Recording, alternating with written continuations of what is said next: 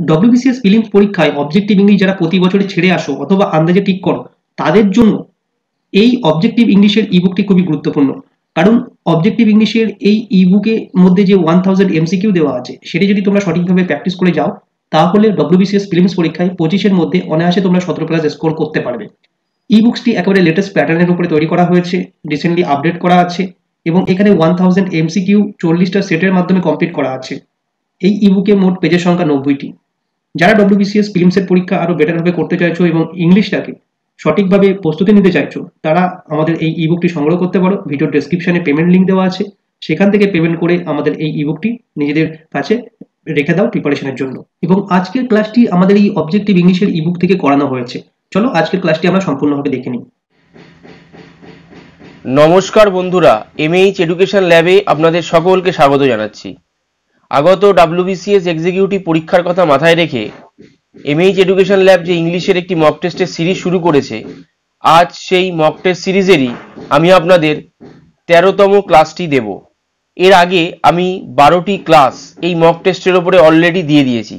তো যারা ক্লাসগুলি দেখেননি তারা মনে করে একবার হলেও ক্লাসগুলি একবার দেখে নেবেন, কারণ এই ক্লাসগুলি কিন্তু খুবই গুরুত্বপূর্ণ আগত ডব্লিউবিসিএস পরীক্ষার জন্য।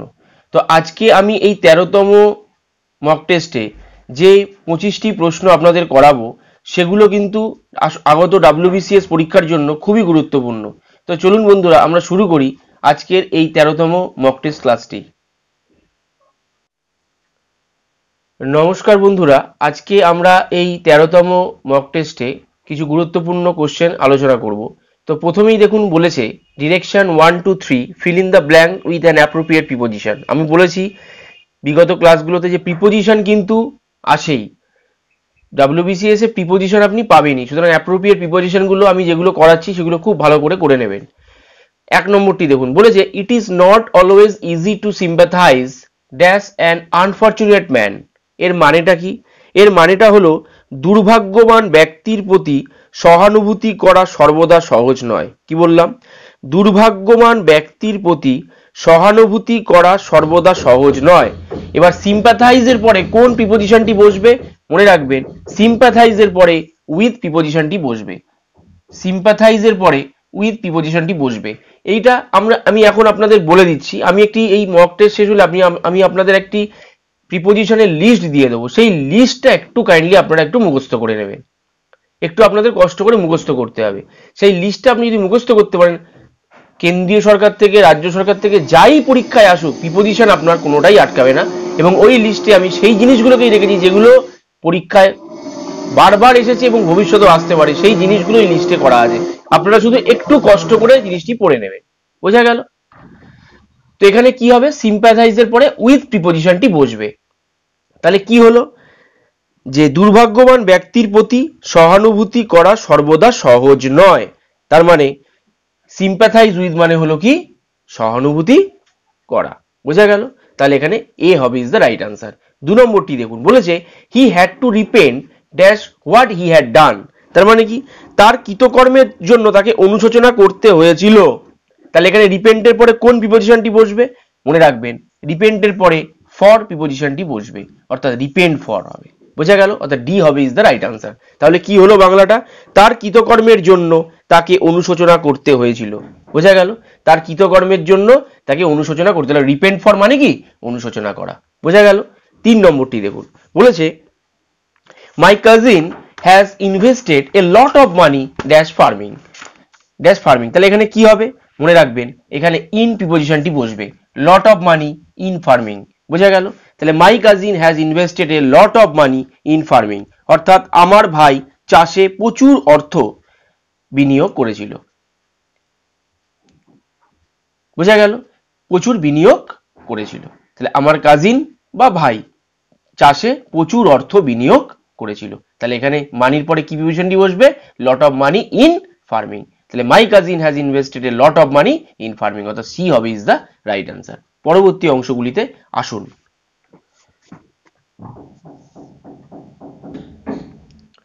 বন্ধুরা ডিরেকশন 4 to 7 দেখুন, এখানে 4 থেকে 7 আছে, এখানে 4 আর 5 করাচ্ছি। পরবর্তী অংশে আমি 5 আর 6 আর 7টা করাচ্ছি। তো প্রথমে 4 আর 5টা দেখুন। 4 নম্বরটি বলেছে এবারে choose the correct meaning of the underline word or sentence. এই যে আন্ডারলাইন করা আছে এর সঠিক মানেটি আপনাকে বার করতে হবে, এটা কিন্তু একটা ইডিয়াম।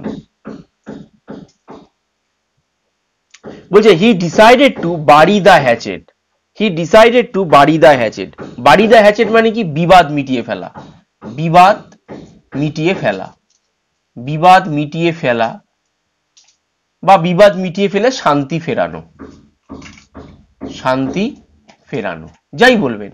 বিবাদ মিটিয়ে ফেলা মানেই তো শান্তি ফিরল। তাহলে he decided to BARI the hatchet, অর্থাৎ সে সিদ্ধান্ত নিয়েছে শান্তি তৈরি করার। He decided to BARI the hatchet বা বিবাদ মিটিয়ে ফেলার, সে সিদ্ধান্ত নিয়েছে শান্তি ফিরিয়ে ফেলিয়ে শান্তি ফেরানোর বা বিবাদ মিটিয়ে ফেলা। তাহলে বারি দ্য হ্যাচেট মানে হচ্ছে বিবাদ মিটিয়ে ফেলা। তাহলে এখানে কি কোনটা হবে? আমি কি বললাম? বিবাদ মিটিয়ে ফেলা বা শান্তি ফেরানো। তাহলে এখানে হবে টু মেক পিস, অর্থাৎ বি হবে ইজ দ্য রাইট অ্যান্সার, অর্থাৎ শান্তি ফেরানো। বোঝা গেল? তাহলে বি হবে ইজ দ্য রাইট অ্যান্সার। এর মানে এটা এই টু কিপ এ সিক্রেট, কোনো গোপনীয়তার কোনো ব্যাপার নেই, আর টু বারি দ্য ওয়েলথের কোনো ব্যাপার নেই, আর টু ফুল সামওয়ান কাউকে বোকা বানানোরও কোনো ব্যাপার নেই, যেটা হচ্ছে টু মেক এ পিস, অর্থাৎ শান্তি তৈরি করা, অর্থাৎ বিবাদ মিটিয়ে ফেলা। বোঝা গেল?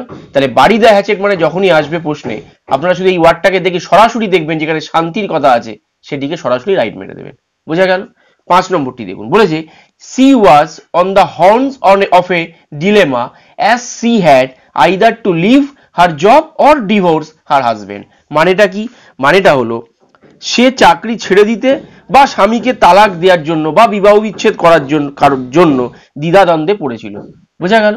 তাহলে দ্বিধাদ্বন্দ্বে পড়া মানে কি? তাহলে এই অন দা হর্নস অফ এ ডিলেমার নিচে আন্ডারলাইন করা, তাহলে এর মানে কি?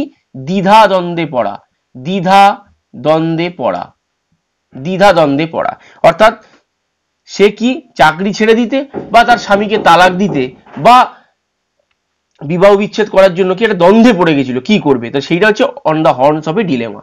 তাহলে দ্বিধাদ্বন্দ্বে পড়া এখানে কোনটা দাঁড়াচ্ছে? ইন নার্ভাস কন্ডিশন না, টেরিবল মুড না, সাসপেন্সে না, ডিফিকাল্ট সিচুয়েশন ক্রিয়েট করা। On the horns of a dilemma দ্বিধাদ্বন্দ্বে পড়া, দ্বিধাদ্বন্দ্বে পড়া মানে কি একটা ডিফিকাল্ট সিচুয়েশনে রয়েছে, তাহলে হবে C is the right answer, অর্থাৎ ইন ডিফিকাল্ট সিচুয়েশন।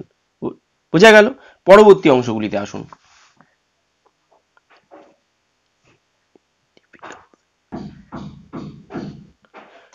বন্ধুরা 6 আর 7 নম্বরটি দেখুন, বলেছে হি ডায়েড ইন হার্নেস।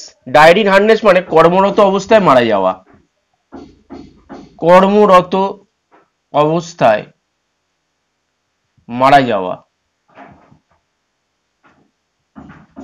কর্মরত অবস্থায় মারা যাওয়াকে বলে হচ্ছে ডায়েড ইন হার্নেস। বোঝা গেল? তাহলে হি ডায়েড ইন হার্নেস, সে কর্মরত অবস্থায় মারা গেছে। এবার ব্যাপারটা হচ্ছে এখানে 4টে অপশন দিয়েছে, বলেছে সিজ টু লাইফ হবে না, ডায়েট অফ এ ডিজিজ কোনো রোগে মারা গেছে না, ডায়েট ফর ডিজিজ কান্ট্রি দেশের জন্য মারা গেছে না, ডায়েট ওয়াইল ওয়ার্কিং, আমি কি বলেছি? কর্মরত অবস্থায় মারা যাওয়া, তার মানে কি? ডায়েট ওয়াইল ওয়ার্কিং। তাহলে ডি হবে ইজ দ্য রাইট আনসার। তাহলে ডায়েট ইন হার্নেস মানে কি? ডায়েট ওয়াইল ওয়ার্কিং। এটি কিন্তু খুব আসে পরীক্ষায়, ভীষণ ইম্পর্টেন্ট। পরেরটিও ভীষণ ইম্পর্টেন্ট, বলেছে she denied point blank her involvement in the crime. কি বললো? He denied point blank her involvement in the crime. Point blank মানে হচ্ছে সরাসরি, সরাসরি মানে ডাইরেক্ট। তাহলে এখানে যেটি হবে, এখানে বলেছে ডাইরেক্টলি, ডেসপারেটলি, স্টাবর্নলি অ্যান্ড রিউডলি। তাহলে কোনটি হবে? আমি কি বলেছি? পয়েন্ট ব্ল্যাঙ্ক মানে সরাসরি যুক্ত, অর্থাৎ ডাইরেক্টলি হবে অ্যান্সার, অর্থাৎ এ হবে ইজ দ্য রাইট আনসার। মানেটা কি হলো? তিনি বা সে সরাসরি অপরাধে জড়িত থাকার বিষয়টি অস্বীকার করেছে, সে সরাসরি অপরাধে জড়িত থাকার বিষয়টি অস্বীকার করেছে, এটা হচ্ছে বাংলাটা। তাহলে পয়েন্ট ব্ল্যাঙ্ক মানেটা হলো সরাসরি বা ডাইরেক্ট। তাহলে এখানে আমার কোনটা অপশন রাইট হবে? এই যেহেতু পয়েন্ট ব্ল্যাঙ্কের নিচে দাগ আছে, তাহলে পয়েন্ট ব্ল্যাঙ্ক মানে হচ্ছে কি? ডাইরেক্টলি, অর্থাৎ এ হবে ইজ দ্য রাইট আনসার। পরবর্তী অংশগুলিতে আসুন।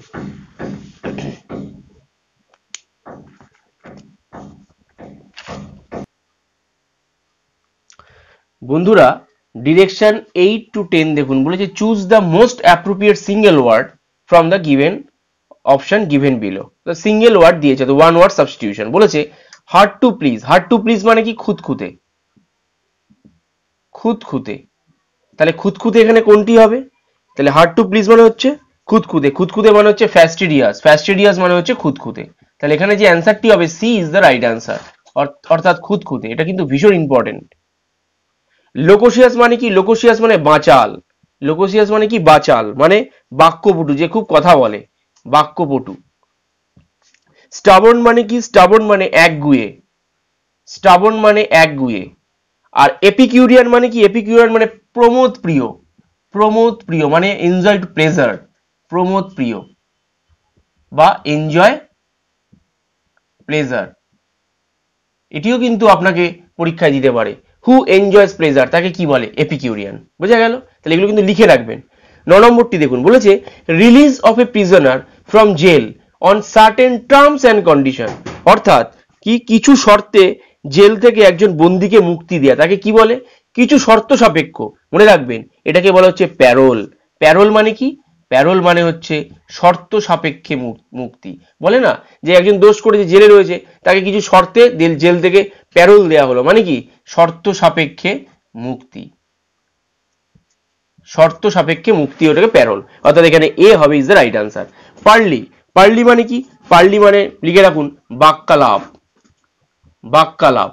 পার্ডন মানে কি? পার্ডন মানে ক্ষমা। এগুলো কিন্তু লিখে রাখুন, এগুলো কিন্তু একটা থেকেই আমরা কিন্তু চারটে, একটা কোশ্চেন থেকে চারটে কোশ্চেন আমাদের পড়া হয়ে যাবে মানে জানলে। অ্যাকুইটাল, অ্যাকুইটাল মানে কি? বেকসুর খালাস। অ্যাকুইটাল মানে কি? বেকসুর খালাস, বেকসুর খালাস। বোঝা গেল? 10 নম্বরটি দেখুন, a study of the human race, অর্থাৎ মানব জাতির একটি গবেষণা, তাকে কি বলে? তাকে বলা হচ্ছে অ্যানথ্রোপোলজি। ডি হবে is the right answer. Ethnology মানে কি? এথনোলজি মানে হচ্ছে জাতিতত্ত্ব। জাতিতত্ত্বটাকে বলা হচ্ছে এথনোলজি। এটিমোলজি মানে কি? ব্যাকরণ। এটিমোলজি মানে ব্যাকরণ। আর আর্কিওলজি মানে কি? আর্কিওলজি মানে হচ্ছে পুরাতত্ত্ব, পুরাতত্ত্ব, আর্কিওলজি। বোঝা গেল? যেগুলো প্রত্নতাত্ত্বিক খনন করে যেগুলো করা, সেগুলো আর্কিওলজিস্ট বলে, তাহলে সেখান থেকে আর্কিওলজি এসছে, অর্থাৎ পুরাতত্ত্ব। আর অ্যানথ্রোপোলজি মানে কি? অ্যানথ্রোপোলজি মানে হচ্ছে নৃবিদ্যা। বোঝা গেল? তাহলে এখানে কি হবে? Study of the human race, অর্থাৎ মানব জাতি নিয়ে যে স্টাডি বা গবেষণা, তাকে বলা হচ্ছে অ্যানথ্রোপোলজি। অর্থাৎ D is the right answer. বোঝা গেল? পরবর্তী অংশগুলিতে আসুন।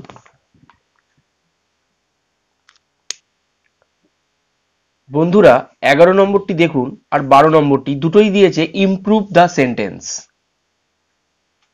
অর্থাৎ সেন্টেন্স ইমপ্রুভমেন্ট কিন্তু আপনাদের পরীক্ষায় আসতে পারে, খুব ইম্পর্টেন্ট। আমি যে ইমপ্রুভমেন্টগুলো করিয়ে দেবো সেগুলো খুব ভালো করে দেখুন। এইগুলোই সাধারণত পরীক্ষার সময় আসার চান্স খুব বেশি। সুতরাং এইগুলো ভীষণ ইম্পর্টেন্ট এবং এই ট্রিকি জিনিসগুলোই কিন্তু আমি এই অংশে রেখেছি। বলেছে I am tired as I am working since 7 o'clock in the morning. অর্থাৎ আমি সকাল 7টা থেকে কাজ করতে করতে ক্লান্ত হয়ে পড়েছি। এখানে বলেছে, এখানে সেন্টেন্সে ইমপ্রুভমেন্ট দেবো, কোনো একটা ভুল আছে, সেখানে আমাকে একটা জিনিসটা ঠিক করে দিতে হবে। কি বলেছে? এ অপশনে দিয়েছে আই ওয়াজ ওয়ার্কিং, বিতে দিয়েছে আই হ্যাড বিন ওয়ার্কিং, সিতে দিয়েছে আই হ্যাভ বিন ওয়ার্কিং, ডিতে দিয়েছে কোনো ইমপ্রুভমেন্ট নয়, সেন্টেন্সটা ঠিক আছে। তাহলে কি করব? দেখুন বন্ধুরা, এটা বলেছে সকাল 7টা থেকে কাজ করতে করতে আমি ক্লান্ত হয়ে পড়ি, মানে সকাল 7টা থেকে কাজটা শুরু হয়েছে, তার রেস্টটা কিন্তু এখনো রয়েছে। কাজটা শুরু হয়েছে 7টা থেকে, তার কিন্তু রেস্টটা এখনো চলছে প্রেজেন্টে। তাহলে এই ধরনের যদি আমি সেন্টেন্সের ভাব বোঝাই, তাহলে জিনিসটা প্রেজেন্ট পারফেক্ট কন্টিনিউয়াস টেন্সে হয় কিনা বলুন। তাহলে প্রেজেন্ট পারফেক্ট কন্টিনিউয়াস টেন্সে যদি হয়, তাহলে এখানে অ্যাম যেটা আছে সেটা তো হবে না। তাহলে কি হবে? আই, আই থাকলে কি হয়? হ্যাভ, আই হ্যাভ, তারপরে কি বসে? বিন কথাটি বসে, বিন যুক্ত হয়, তাহলে আই হ্যাভ বিন হবে, এখানে ওয়ার্কিং হবে। দেখুন এখানে সিতে আছে সেটা, আই হ্যাভ বিন ওয়ার্কিং। বোঝা গেল কি বললাম? তাহলে এখানে সি হবে ইজ দ্য রাইট অ্যান্সার। অর্থাৎ কাজটা শুরু হয়েছে কিন্তু তার রেস্ট এখনো রয়েছে, তার মানে এটা কি? Present perfect continuous. তাহলে প্রেজেন্ট পারফেক্ট কন্টিনিউয়াসে তো অ্যাম হয় না, এখানে বি ভার্বে অ্যাম হয় না, তাহলে কি বসবে? এখানে হ্যাভ বসবে, আই হ্যাভ। বোঝা গেল? তাহলে যদি এখানে হি থাকতো তাহলে হি হ্যাজ বসতো, যদি এখানে হি থাকতো তাহলে হি হ্যাজ বসতো থার্ড পারসন, কিন্তু যেহেতু I first person singular number, তাহলে এখানে কি বসলো? হ্যাভ বসলো, কিন্তু হ্যাভের পরে বিন আনতে হবে, এটা হচ্ছে প্রেজেন্ট পারফেক্ট কন্টিনিউয়াসের নিয়ম। তারপরে কি বসবে? মানে ভার্বের সাথে আইএনজি যোগ, তারপরে অবজেক্ট যা আছে তাই। তাহলে কি হলো? আই এখানে যেটা, এখানে ভুলটি আছে, এখানে হবে আই হ্যাভ বিন ওয়ার্কিং, অর্থাৎ এমটি কেটে যাবে। বোঝা গেল? এখানে কি বসবে?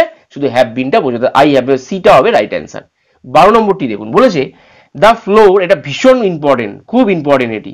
The floor of the hall was covered by a carpet. দেখে অনেকেই যেটি করবে, নো ইমপ্রুভমেন্ট মেরে চলে আসবে। এই ছোট ছোট ভুলগুলো ছাত্ররা করে, আর এইগুলোই WBCS বা পিএসসি এবং সেন্ট্রালের পরীক্ষায় এই ট্রিকি মেথডগুলো, বিশেষ করে পিএসসিতে এই ট্রিকিগুলো ভীষণ দেয়। পিএসসির কোশ্চেনটাই হচ্ছে পুরো ট্রিকি কোশ্চেনগুলো দেয়, সেই অঙ্ক হোক কি জেনারেল স্টাডিজ হোক কি ইংলিশ হোক, খুব ট্রিকি কোশ্চেন দেয় যেগুলো খুবই সোজা কিন্তু দেখে মনে হবে খুব কঠিন, কিন্তু খুব ট্রিকি আছে, তার মধ্যে লুকিয়ে আছে। তো এখানে যেটি বলেছে যে হলের মেঝেটি কার্পেট দিয়ে কভার্ড ছিল বা ঢাকা ছিল, হলের মেঝেটি কার্পেট দিয়ে ঢাকা ছিল, এটি বলেছে। তাহলে এখানে কি ভুল আছে বন্ধুরা? সবই তো ঠিক আছে, কভার্ড বাই এ কার্পেট ঠিকই তো আছে। না, কভার্ড বাই এখানে হবে না, এখানে হবে কভার্ড উইথ। এখানে বি হবে ইজ দ্য রাইট অ্যান্সার। এবার আপনাকে বলে দিই কেন কভার্ড উইথ হচ্ছে। এটা মনে করুন ফ্লোর, এর ওপরে একটা কার্পেট বিছানো আছে। আচ্ছা বন্ধুরা, কার্পেটটা কি স্টাক করে রয়েছে, চিপকে রয়েছে কি? আর এরকম মানে কোনো এরকম ভাবে তুলতে হবে আঠা দিয়ে বা কোনো কিছু চিপকে রয়েছে? যদি স্টাক করে না থাকে, যদি স্টাক করে না থাকে তাহলে ওপরে রয়েছে, মানে ওপরে পাতা রয়েছে, সেটা তো স্টাক করে নেই, মানে চিপকে নেই। যদি চিপকে না থাকে তাহলে উইথ, যদি চিপকে থাকে তাহলে বাই। বোঝা গেল? আমি সিম্পল একটা উদাহরণ দিয়ে দিচ্ছি, এইটা দেখুন কোনোদিন ভুলবেন না। একটা কেক মনে করুন, এটা একটা কেক, এই কেকটাকে আমি ওপরে একটা ঢাকনা দিয়ে, মনে করুন একটা কেক টিফিন বক্সের মধ্যে আছে, এটা একটা টিফিন বক্স, এটার মধ্যে এটা কেক, এটা টিফিন বক্স, টিফিন বক্সের উপরে আমি কেকটাকে ঢেকে দিলাম, মানে টিফিন, মনে করুন টিফিন বক্সটা রয়েছে, টিফিন বক্সের মধ্যে আমি কেকটা রেখেছি, তার উপরে আমি ঢাকনাটা আমি আটকে দিলাম। তাহলে সেখানে কি হবে? কভার্ড বাই হবে না কভার্ড উইথ হবে? সেখানে কিন্তু কভার্ড উইথ। কেন? কেকটার ওপরে তো ঢাকনাটা রয়েছে, ঢাকনাটা আমি খুলে দেবো, আবার ঢাকনাটা তো আমি খুলে দেবো, কিন্তু সেখানে আমি কি বসাবো? Covered with. কিন্তু একটা কেক মনে করুন, কেকটার উপরে ক্রিম দেয়া রয়েছে, ক্রিম, কেকটার উপরে ক্রিম দিয়ে স্টাক করা রয়েছে, স্টাক মানে চিপকে দেয়া আছে কেকের উপরে, তাহলে সেটা হবে কভার বাই। তাহলে কি বললাম? একটা কেককে যদি টিফিন কারির মধ্যে রেখে টিফিন কারির ঢাকনাটা বন্ধ করে দেওয়া হলো, তাহলে কি সেটা কি কভার্ড বাই হবে? কখনো নয়, সেটা হবে কভার্ড উইথ। কেননা কেকটার মধ্যে টিফিন বক্সের যে ঢাকনাটা, সেটা তো কেকটাকে স্টাক করে নেই, চিপকে নেই।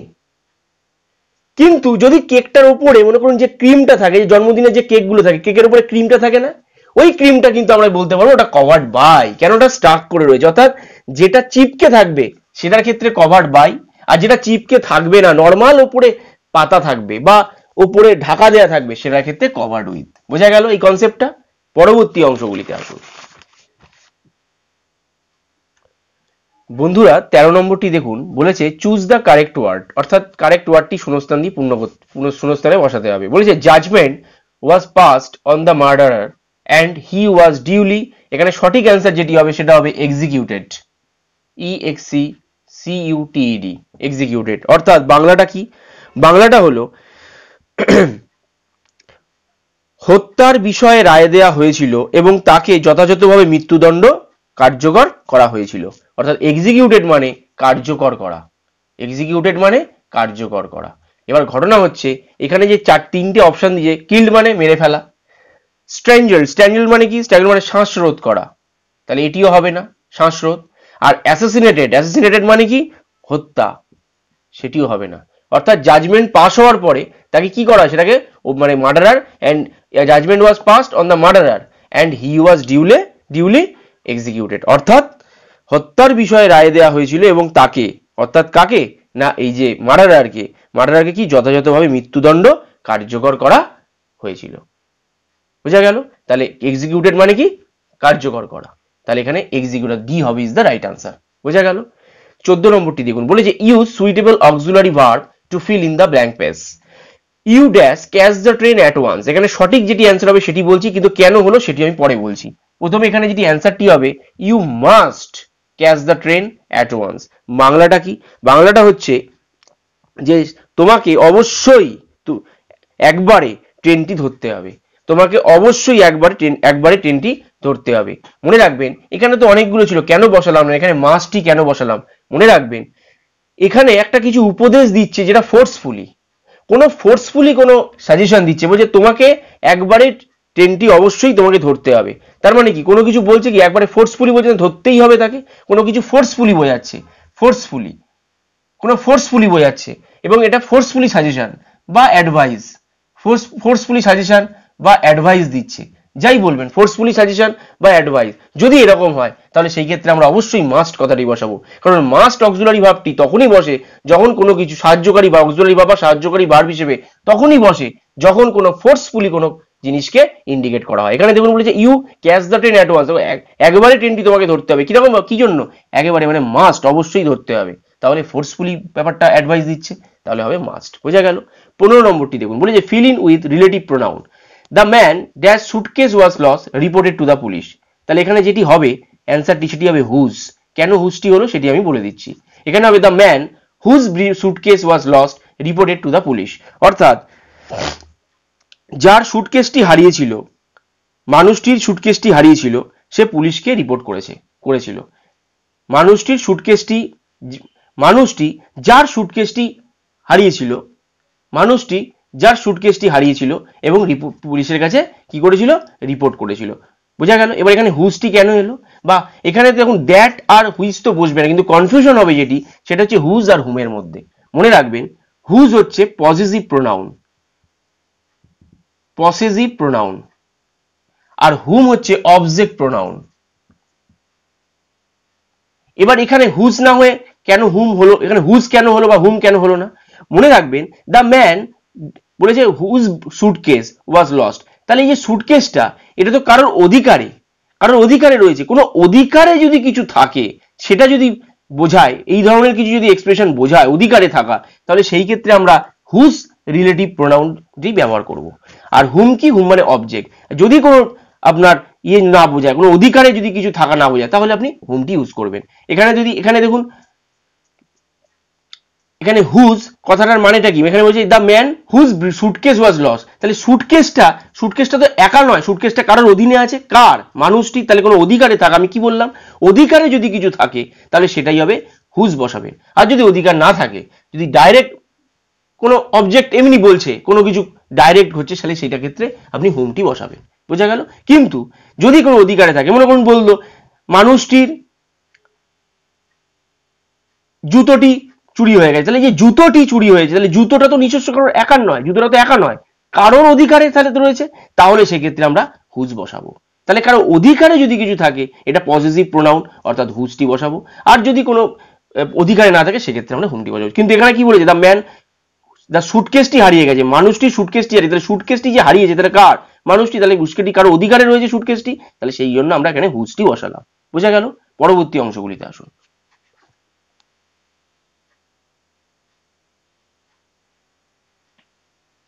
বন্ধুরা 16 নম্বরটি দেখুন, বলেছে Mohinder Amarnath had penchant for hook shots, choose the nearest meaning of the word penchant. ওই যে পিনচ্যানের নিচে কিন্তু আন্ডারলাইন করা আছে, এটার মানেটা কি? মনে রাখবেন পিনচ্যান মানে হচ্ছে ঝোঁক। পিনচ্যান মানে কি? ঝোঁক। বা আরো হয় রুচি বা আসক্তি। আপনারা কিন্তু বন্ধুরা এগুলো কিন্তু আপনারা বাংলাগুলো লিখে নিন, অনেক কাজে লাগবে। পিনচ্যান মানে ঝোঁক, রুচি বা আসক্তি। তাহলে বাংলাটা কি হলো? মহিন্দর অমরনাথের হুক শট খেলার প্রতি একটা ঝোঁক বা রুচি ছিল। পিনচ্যানের বলেছে নিয়ারেস্ট মিনিং বসাতে হবে। এখানে 4টে অপশন দিয়েছে, কোনটা হবে? আর্ট দিয়েছে। আর্ট মানে হলো কি? আর্ট মানে হলো কোনো কিছু শিল্প বা কলা। ইনক্লাইনেশন মানে ঝুঁকি বা ঝোঁক, সরি ঝুঁকি নয়, ঝোঁক বা রুচি বা আসক্তি। স্ট্রেংথ মানে কি? স্ট্রেংথ মানে হলো আপনার শক্তি। আর ডিজায়ার মানে হলো ইচ্ছা। তাহলে এখানে কোনটি হবে? এখানে যেটি হবে নিয়ারেস্ট মিনিং, তাহলে পিনচ্যান মানে ঝোঁক, রুচি বা আসক্তি, তাহলে ইনক্লাইনেশন মানে ঝোঁক, রুচি, আসক্তি বা আগ্রহ। তাহলে এখানে হবে বি হবে ইজ দ্য রাইট অ্যান্সার, অর্থাৎ ইনক্লাইনেশন।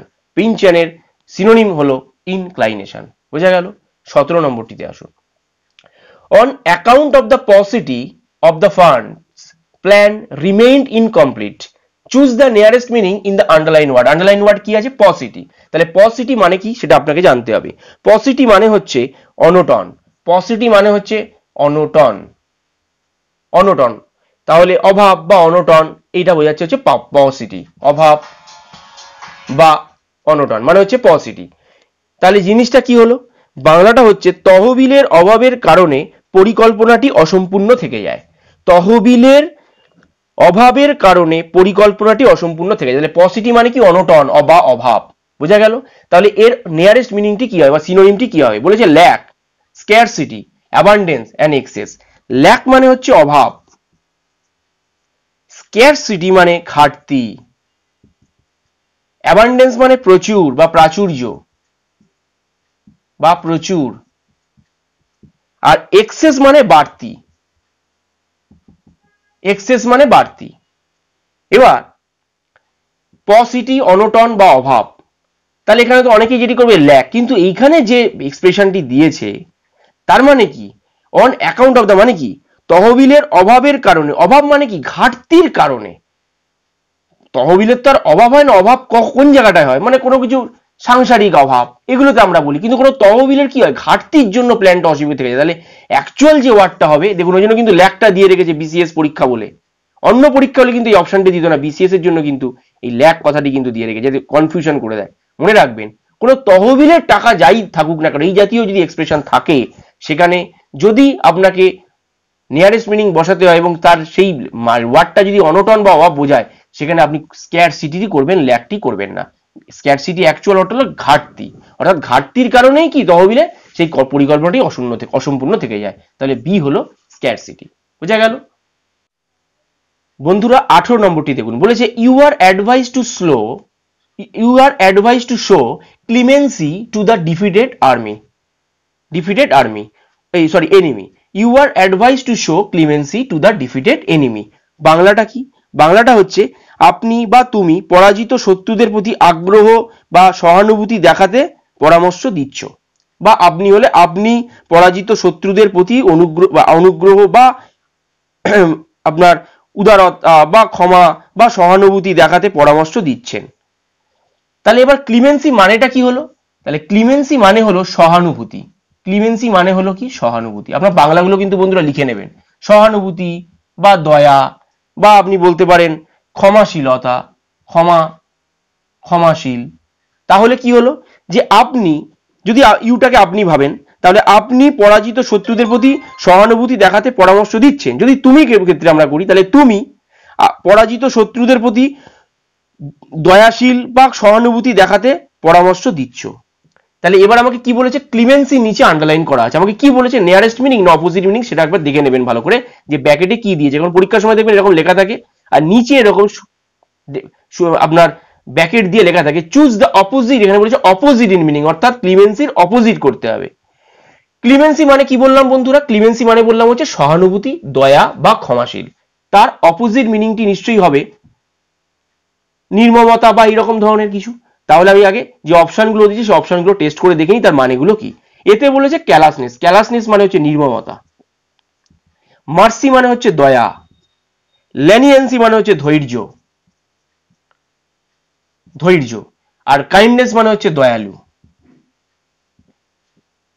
বা উদারতা।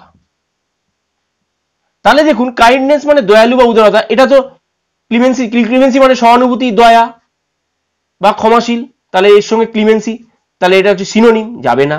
ল্যানিয়েন্সিটাও হবে না কারণ এটা ধৈর্য। মার্সি মানেও দয়া, তাহলে এটাও ক্লিমেন্সির কি সিনোনিম, তাহলে এটা হচ্ছে কি সিনোনিম, এটা কি সিনোনিম। কিন্তু আপনাকে কি বলেছে, অপোজিট বলেছে, তাহলে অপোজিট কি হবে, ক্লিমেন্সি সহানুভূতিশীল, দয়া ক্ষমাশীল, তাহলে নিশ্চয়ই নির্মমতা যেটা হবে সেটাই হবে তার বিপরীত। তাহলে ক্লিমেন্সির এটা কি হবে, অপোজিট হবে নির্মমতা, অর্থাৎ ক্যালাসনেস, অর্থাৎ এ হবে ইজ দ্য রাইট আনসার। বোঝা গেল। তাহলে বাংলাগুলো আপনারা কিন্তু লিখে নেবেন, বাংলাটা যদি জানেন তাহলে কিন্তু আপনি এগুলো কিন্তু করতে পারবেন। বোঝা গেল। পরবর্তী অংশগুলিতে আসুন।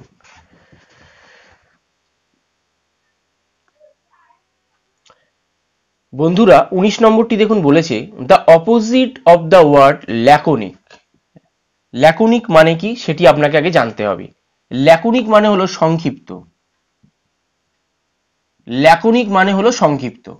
তাহলে এখানে যে অপশনগুলো দিচ্ছে তার মানেগুলো আমি আগে বলে নিচ্ছি। এতে দিয়েছে কোপিয়াস, কোপিয়াস মানে কি প্রচুর। লিঙ্গারিং, লিঙ্গারিং মানে কি দীর্ঘস্থায়ী। টার্স মানে কি? টার্স মানে হচ্ছে বাহুল্য বর্জিত, বাহুল্য বর্জিত, বাহুল্য বর্জিত। ব্রিফ মানে কি? ব্রিফ মানে হচ্ছে সংক্ষিপ্ত, ব্রিফ মানে হচ্ছে সংক্ষিপ্ত। বোঝা গেল? এবার এখানে বলেছে অপোজিট মিনিংটি ল্যাকোনিকের আপনাকে বার করতে হবে। ল্যাকোনিক মানে কি? সংক্ষিপ্ত।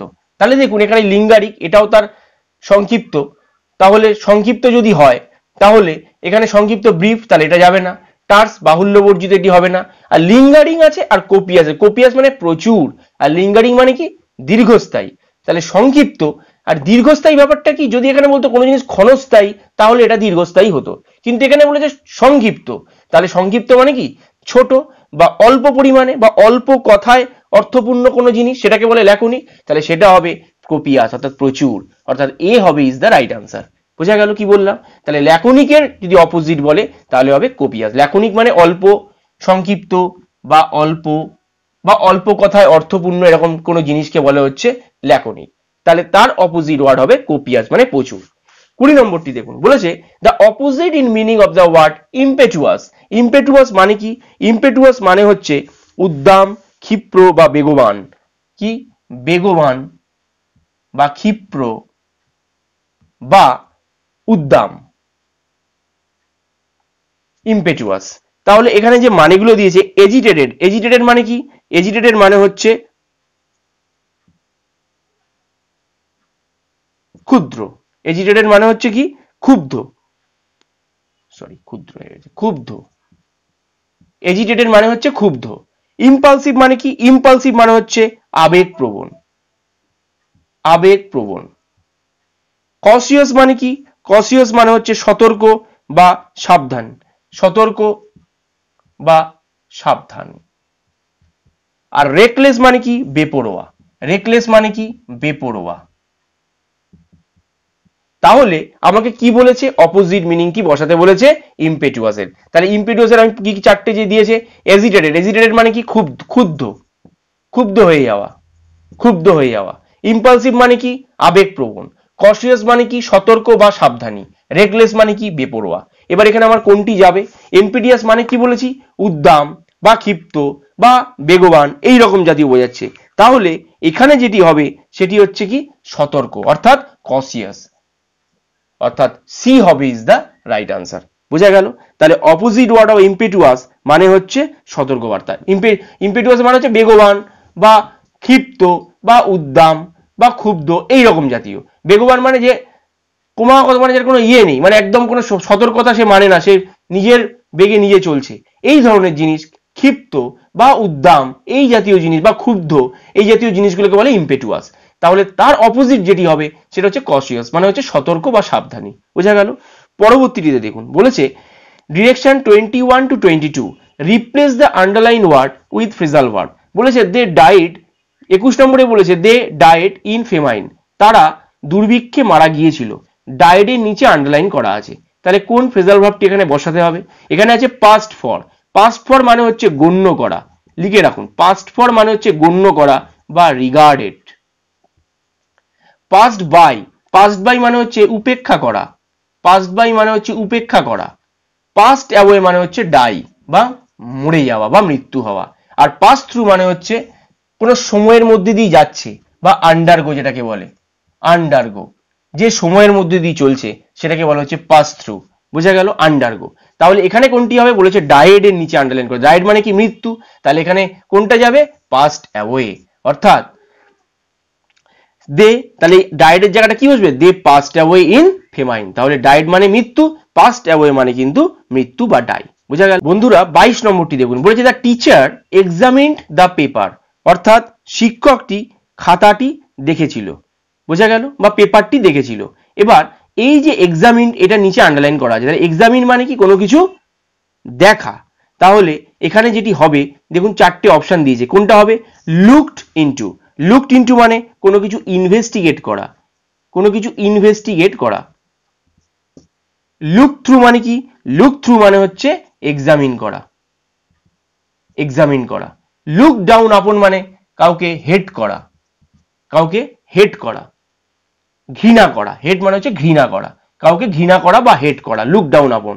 আর লুকড ফর মানে হচ্ছে কোনো কিছু সার্চ করা, লুকড ফর বা লুকড অ্যাবাউট ফর যাই দিক না কেন সেটা হচ্ছে কি সার্চ করা, কোনো কিছু খোঁজা, সার্চ করা। তাহলে লুকড ফর মানে কি সার্চ করা, লুক ডাউন আপন মানে হেট বা ঘৃণা করা, লুক থ্রু মানে এক্সামিন করা, আর লুকড ইনটু মানে কোনো কিছু ইনভেস্টিগেট করা। এখানে কি দিয়েছে এক্সামিন, তাহলে এখানে কোনটি হবে বি হবে ইজ দ্য রাইট আনসার। অর্থাৎ the teacher look through the paper, অর্থাৎ শিক্ষকটি খাতাটি দেখেছিল। বন্ধুরা পরবর্তী অংশগুলিতে আসুন। বন্ধুরা 23 নম্বরটি দেখুন একটু দিয়েছে চেঞ্জ দ্য ভয়েস, বলেছে প্লিজ, সেন্টেন্সটা কি দিয়েছে please help the poor in need, অর্থাৎ অভাবী দরিদ্রদের সাহায্য করুন। এখানে কোন অপশনটি রাইট হবে, দেখুন এখানে চারটে অপশন দিয়েছে। You are requested to help the poor in need, please the poor be helped in need, you are instructed to help the poor in need, none of this above. এখানে যে সঠিক অ্যান্সারটি হবে সেটি হবে you are requested to help the poor in need, অর্থাৎ এর বাংলাটা কি অভাবী দরিদ্রদের সাহায্য করুন। তাহলে আমি যেটা অ্যান্সার যেটা এ রাইট হবে সেটা মানেটা কি, যে আপনাকে দরিদ্রদের সাহায্য করার জন্য অনুরোধ করা হচ্ছে। এবার দেখুন প্লিজ যেহেতু বলেছে তাই জন্য প্লিজ মানে কোনো কিছু কাউকে বলছে, তার মানে কি রিকোয়েস্ট করছে, প্লিজ দয়া করে অভাবী দরিদ্রদের সাহায্য করুন মানে অনুরোধ করছে, তাহলে রিকোয়েস্টেড কথাটা আনা হলো। এবার দেখুন এগুলো স্পেশাল ক্ষেত্রে আপনাকে কি হয়, এখানে যে কাকে বলছে please help the poor in need মানে অভাবী দরিদ্রদের সাহায্য করুন মানে কাকে বলছে, এখানে তো কাকে বলছে, এখানে সাবজেক্ট উজ্জ আছে এখানে, তাহলে এখানে কি কাকে বলছে, নিশ্চয়ই আমি যাকে বলছি সেটা নিশ্চয়ই ইউ, তাই জন্য ইউটি আনা হয়েছে, কারণ তোমাকে আমি বলছি তাই জন্য ইউটি আনা হয়েছে। তাহলে you are requested to help the poor in need, তাহলে এখানে এ হবে ইজ দ্য রাইট আনসার। বোঝা গেল কি বললাম, তাহলে প্লিজ মানে প্লিজ যখনই থাকবে তার মানে সেটা কি রিকোয়েস্ট করা হচ্ছে, তাহলে রিকোয়েস্টেড আনা হলো। আর এখানে দেখুন ইউটি কেন আনা হলো, কার উদ্দেশ্যে বলছে, কাউকে তো বলছে, সেই জন্য ইউটি আনা হলো। বোঝা গেল, পরবর্তী অংশটিতে আসুন।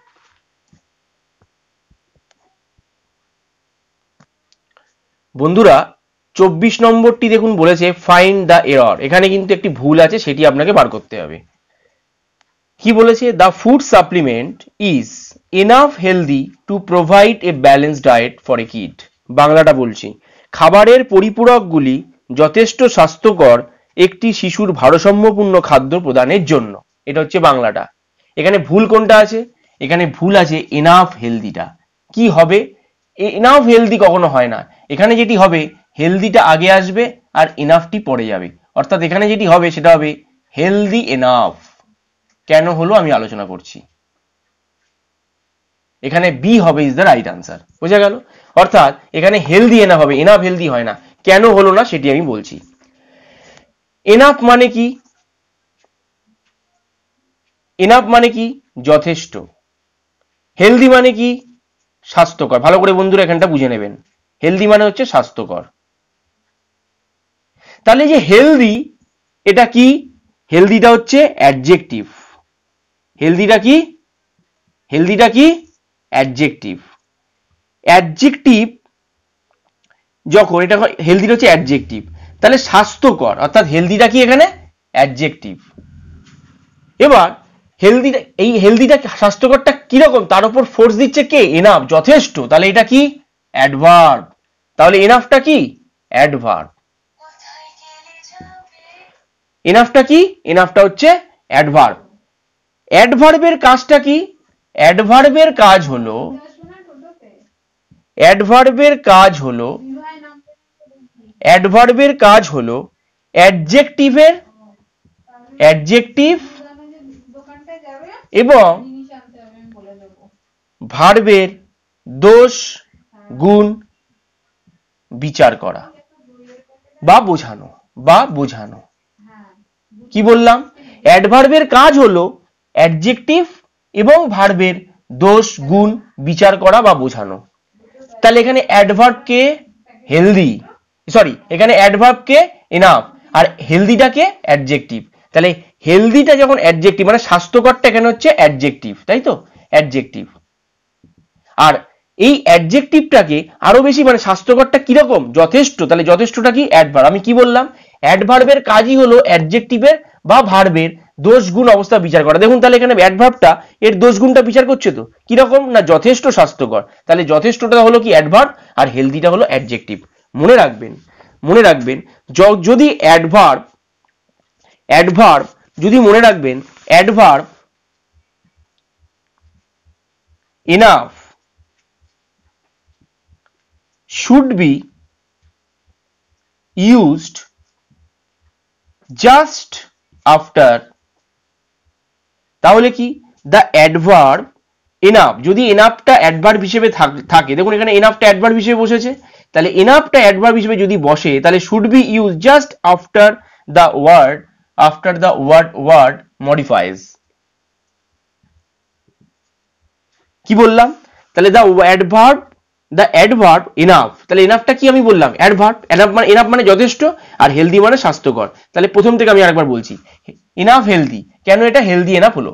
enough healthy মানে হচ্ছে যথেষ্ট স্বাস্থ্যকর, তাহলে স্বাস্থ্যকরটা কি? অ্যাডজেক্টিভ। তাহলে অ্যাডজেক্টিভ যদি এটা হয় তাহলে অ্যাডজেক্টিভটা দেখুন আগে একটা দিয়েছে ইনাফ হেলদি, মানে কি অ্যাডজেক্টিভটা হচ্ছে কিরকম, মানে স্বাস্থ্যকরটা কিরকম? যথেষ্ট, মানে ফোর্স দিয়ে বলছে যথেষ্ট কিরকম স্বাস্থ্যকর, যথেষ্ট স্বাস্থ্যকর। তাহলে এই যথেষ্টটা হচ্ছে কি? অ্যাডভার্ব। তাহলে অ্যাডভার্বের কাজ কি? অ্যাডজেক্টিভ এবং ভার্বের, অ্যাডজেক্টিভ এখানে যে রয়েছে যদি ভার্ব থাকে তাহলে ভার্বের দোষ গুণ অবস্থা বিচার করা, অর্থাৎ কিরকম স্বাস্থ্যবান মানে কিরকম স্বাস্থ্যকর, যথেষ্ট স্বাস্থ্যকর। তাহলে যথেষ্টটা ইনাফটা হলো এখানে অ্যাডভার্ব। তাহলে এবার যেহেতু এনাফটা অ্যাডভার্ব হিসেবে রয়েছে আমি কি লিখেছি? The adverb enough should be use just after the word modifies, মানে যদি এনাফটি অ্যাডভার্ব হিসেবে বসে থাকে তাহলে কি হবে? জাস্ট এই অ্যাডজেক্টিভের পরে বসবে, অর্থাৎ কি হবে? অ্যাডজেক্টিভের পরে বসবে, এটা মনে রাখবেন। তাহলে কি হবে দেখুন, তাহলে হেলদি, তাহলে কি হলো? হেলদি এনাফ, তাহলে দেখুন তাই বসলো তো, হেলদি এনাফ, হেলদিটা অ্যাডজেক্টিভ আর এনাফটা কি? অ্যাডভার্ব। তাহলে দেখুন অ্যাডজেক্টিভের পরে বসলো তো, দেখুন এটা মিললো। তাহলে মনে রাখবেন the adverb enough should be used just, যদি এনাফটি অ্যাডভার্ব হিসেবে ইউজ করা হয়, যদি বসে, দেখুন এনাফটা অ্যাডভার্ব হিসেবে বসেছে, যদি এরকম সিচুয়েশন হয় তাহলে কি হবে? Just after the word modifies, অর্থাৎ এই যে অ্যাডজেক্টিভ আছে তার পরে এই অ্যাডভার্বটি বসবে। তাহলে হেলদি এনাফ হয়েছে, দেখুন হেলদি এনাফ হয়েছে। তাহলে হেলদিটা কি? হেলদিটা হচ্ছে অ্যাডজেক্টিভ আর এনাফটা কি? অ্যাডভার্ব। বোঝা গেল কি বললাম? এবার আরেকটি আমি এক্সাম্পল দিচ্ছি, এটা একটু ব্যতিক্রম। কিরকম? যদি এরকম না থেকে এরকম এলো কোশ্চেনটা, কিরকম মনে করুন আমি লিখছি ওয়ার্ডটা, সেটা হচ্ছে he has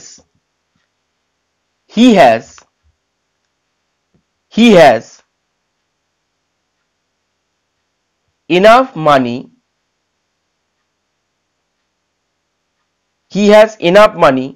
to bear the loss। এখানে কোনটি কিছু এরর আছে বন্ধুরা? এখানে কিন্তু কোনো এরর নেই। কেন এরর নেই? আচ্ছা, অনেকেরই প্রশ্ন থাকতে পারে, আমি এই এক্সাম্পলটি কেন আনলাম সেটিও একটি বিচার্য বিষয় আছে। কিরকম? অনেকেই প্রশ্ন থাকতে পারে যে স্যার এটা তো ভুল বললেন, এনাফ হেলদি হলো, আপনি অনেক কিছু বোঝালেন, আমরা বুঝলাম যে ঠিক আছে হেলদি এনাফ হলো, কিন্তু এখানে তো এনাফ মানি রয়েছে, তাহলে এখানে কেন আপনি বলছেন এটা ভুল নেই, এটা ঠিক আছে? মনে রাখবেন মানিটা কি? মানিটা এখানে নাউন হিসেবে আছে। বোঝা গেল?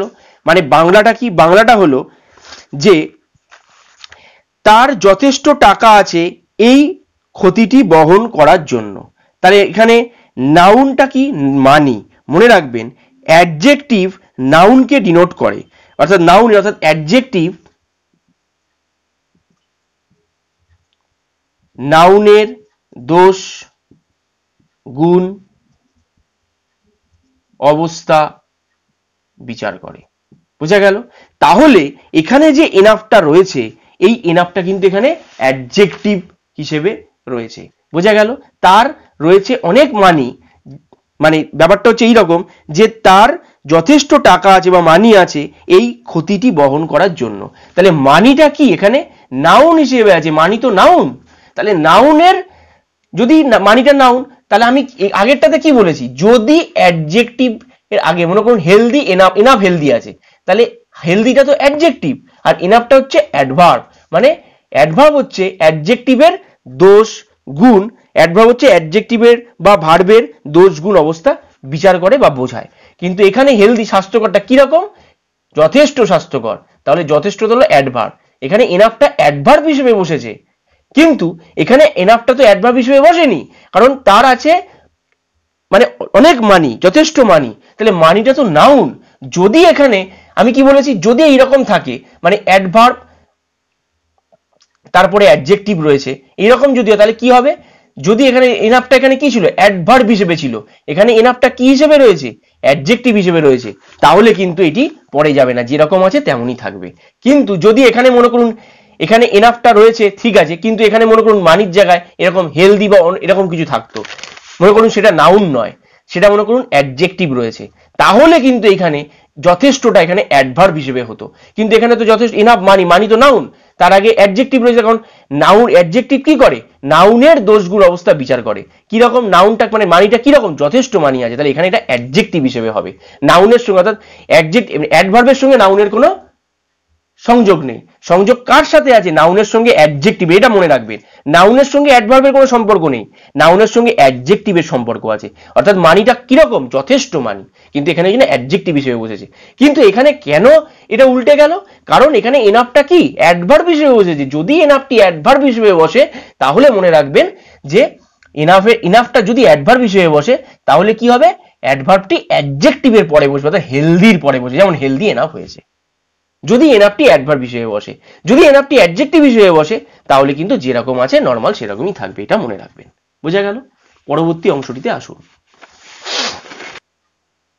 বন্ধুরা। 25 নম্বরটিও দেখুন, ফাইন্ড দ্য এরর দিয়েছে, বলেছে we are now understanding the skill of his going after a long observation, অর্থাৎ দীর্ঘক্ষণ পর্যবেক্ষণের পর আমরা এখন তার নত হওয়ার দক্ষতাটা বুঝতে পারি।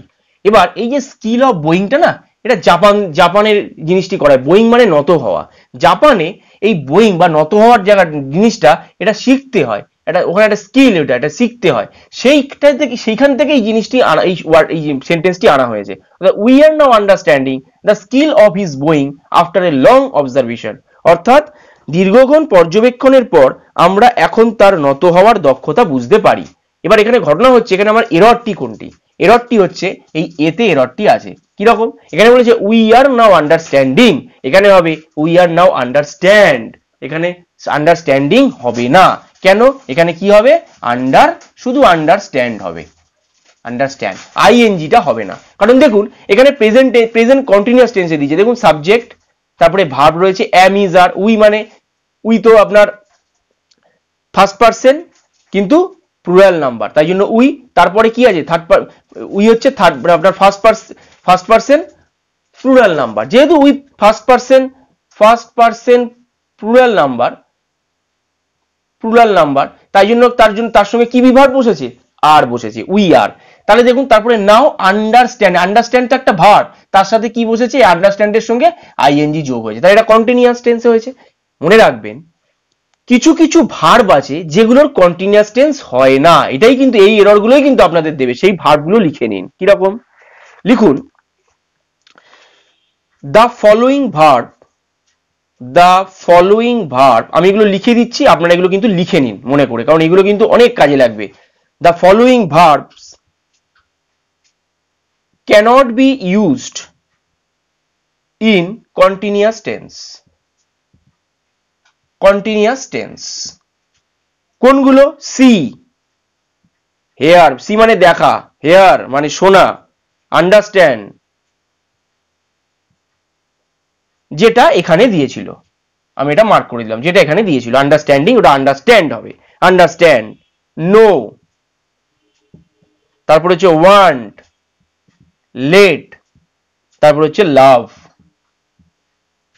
এই যে ওয়ার্ডগুলো বললাম এই ওয়ার্ডগুলো লিখে নিন, অর্থাৎ see, hear, understand, know, want, let, love, এই ওয়ার্ডগুলো যদি থাকে কোনো সেন্টেন্সে, সেটা যদি দেখবেন এর সঙ্গে যদি আইএনজি যোগ করা থাকে তার মানে সেটাই হবে এরর, যদি এখানে সিইং থাকতো তাহলে ওটা সি হবে, কারণ আমি কি বলেছি, এই ওয়ার্ডগুলো কোনোদিন প্রেজেন্ট অর্থাৎ কোনো রকমই প্রেজেন্ট না, যে কোনো কন্টিনিউয়াস টেন্সে হয়ই না, কারণ যে কোনো কন্টিনিউয়াস টেন্স করতে গেলে আপনার ভার্বের সঙ্গে কি করতে হবে, আইএনজি করতে হবে। মনে রাখবেন এই ভার্বগুলোর ক্ষেত্রে কন্টিনিউয়াস অর্থাৎ আইএনজি যোগ হবে না, অর্থাৎ এগুলোর ক্ষেত্রে কোনো কন্টিনিউয়াস টেন্স হবে না, কি, see, hear, understand, know, want, let, love, ব্যাস, এটা যদি থাকে তাহলে আপনারা সরাসরি মনে করবেন সেটি এরর। যেমন এখানে দেখুন আন্ডারস্ট্যান্ডিং দিয়েছিল, তাহলে আন্ডারস্ট্যান্ড আমি কি বলেছি, এটা হয় না কন্টিনিউয়াস টেন্স, তাহলে এখানে দেখুন কন্টিনিউয়াস টেন্সই দিয়েছিল আইএনজি যোগ করা, তাহলে এই আইএনজিটি কেটে যাবে, শুধু হবে কি, শুধু আন্ডারস্ট্যান্ড হবে, অর্থাৎ এ হবে ইজ দ্য রাইট আনসার।